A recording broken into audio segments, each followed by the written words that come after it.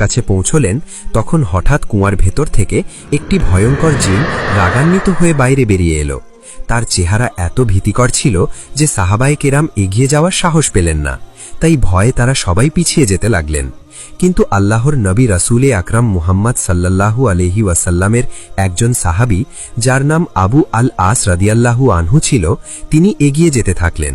তিনি মনে মনে বললেন, আমার প্রাণ চলে গেলেও আমি সেই কুয়া থেকে পানি বের করে আনব, কারণ রাসূলে আকরাম মুহাম্মদ সাল্লাল্লাহু আলাইহি ওয়াসাল্লাম আমাকে কুয়া থেকে পানি আনার আদেশ দিয়েছেন। যাই হোক, আমি সেই কুয়া থেকে পানি বের করেই ছাড়ব। কিন্তু যখন সেই সাহাবী কুয়ার কাছে পৌঁছলেন তখন সেই ভয়ঙ্কর জিন তাকে নির্মমভাবে হত্যা করে কুয়ার পাশেই ফেলে দিল।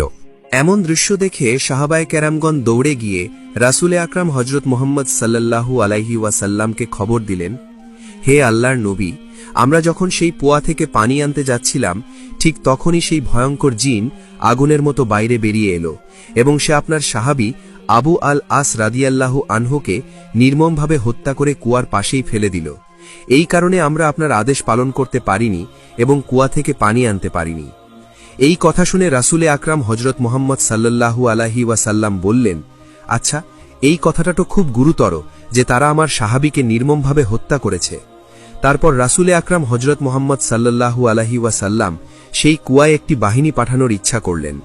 যখন তিনি ইচ্ছা করছিলেন ঠিক তখন হযরত জিবরাইল আলাইহিস সালাম আল্লাহ রাব্বুল আলামিনের বার্তা নিয়ে উপস্থিত হলেন এবং বললেন, আপনি অন্য কোনো সাহাবীকে সেখানে পাঠানোর পরিবর্তে হযরত আলী রাদিয়াল্লাহু আনহুর সাথে কিছু সাহাবীকে পাঠান, কারণ হযরত আলী রাদিয়াল্লাহু আনহু ছাড়া যাকে পাঠানো হবে সেই জিনেরা তাকে হত্যা করবে এবং শুধু হযরত আলী রাদিয়াল্লাহু আনহুই সেই জিনদেরকে নিয়ন্ত্রণে আনতে পারবেন।